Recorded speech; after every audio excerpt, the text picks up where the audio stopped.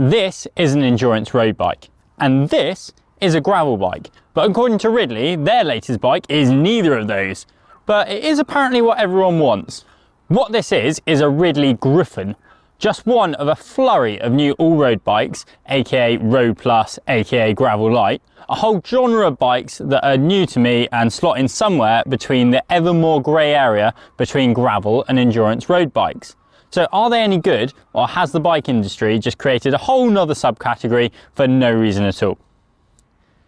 Actually, thinking about it, if there is a reason, it's probably to sell more bikes, isn't it? The phrase N+1 killer is an often overused term that's used to describe a bike that can do it all.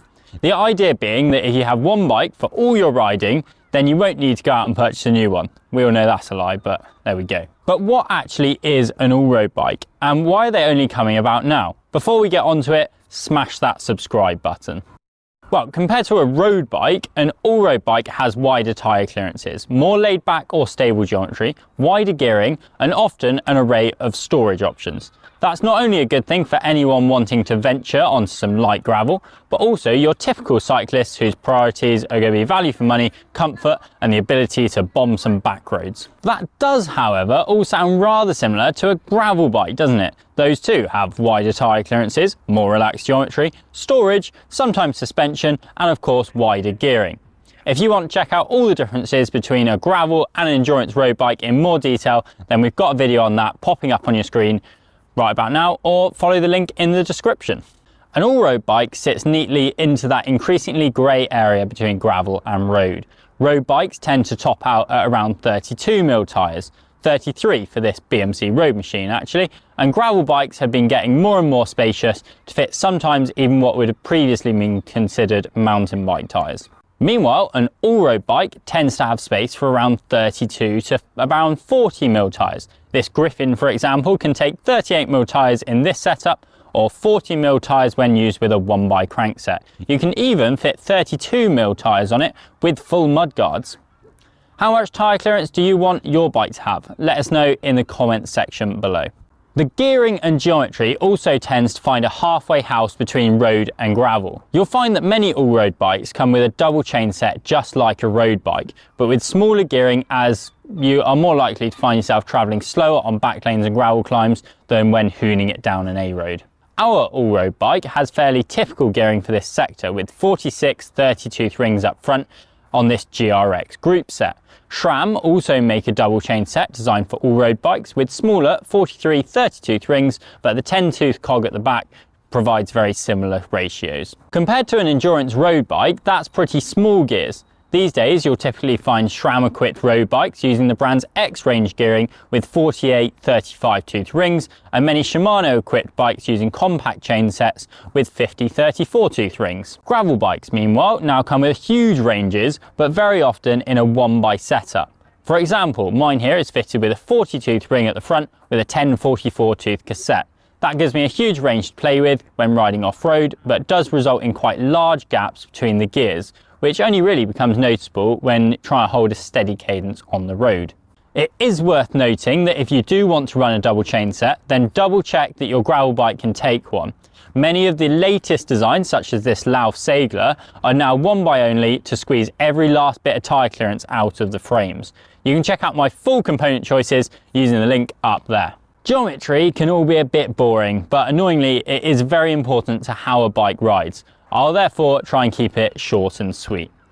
Of course, there are a few anomalies, but in general, in order of aggressiveness, you've got race bikes, endurance road bikes, then all road bikes, gravel bikes, and mountain bikes somewhere over there. There's lots of fancy geometry words to describe all the lengths and angles, but let's take a look at how the three we've got here compare. In similar sizes, you'll find that the road bike has a lower stack height, a steeper head and seat tube angle.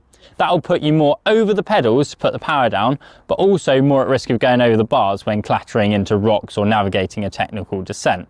It also has a shorter wheelbase and chainstays. That makes it feel agile and the steering quicker, but less stable at high speeds, just because it doesn't have to fit in as wider tyres.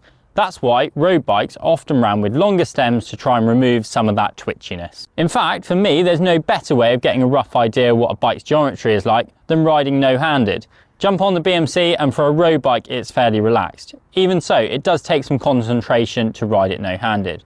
The Ridley meanwhile has the front wheel more out in front of you. That makes the steering feel slower and more controlled. I'm quite happy riding no-handed on this one.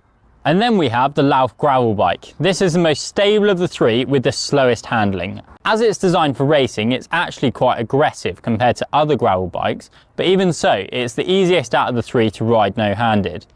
Mainly because you're further over the back than the other two bikes we have here. So we've ascertained that all road bikes really are the happy medium in between full-on road and gravel bikes. So why haven't we heard of them before? Well, the truth is there's always been bikes like them, just up until now we haven't given them a fancy name.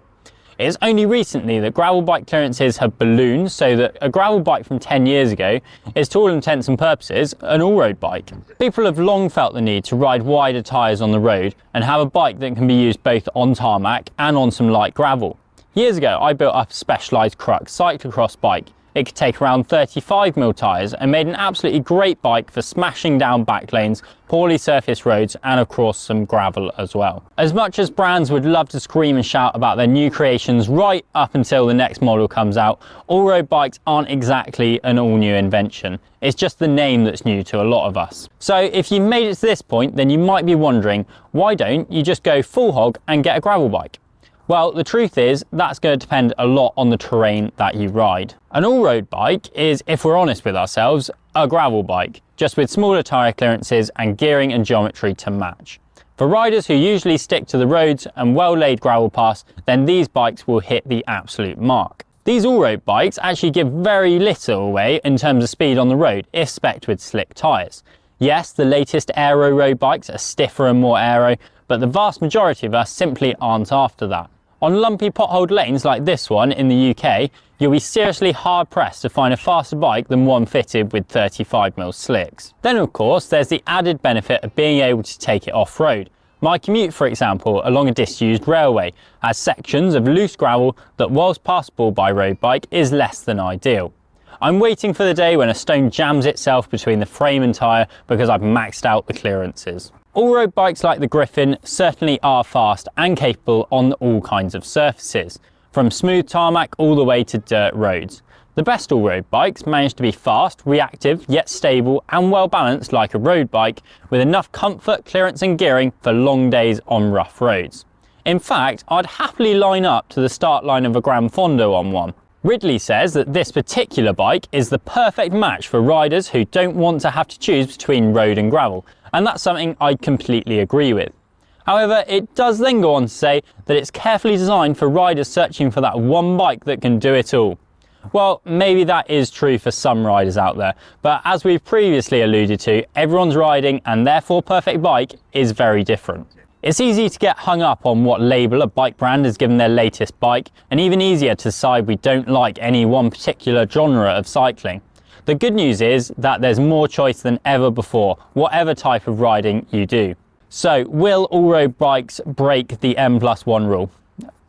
Maybe for some people, maybe even a lot of people, but certainly not for everyone. Is an all-road bike the one you've been waiting for? Let us know in the comments section below.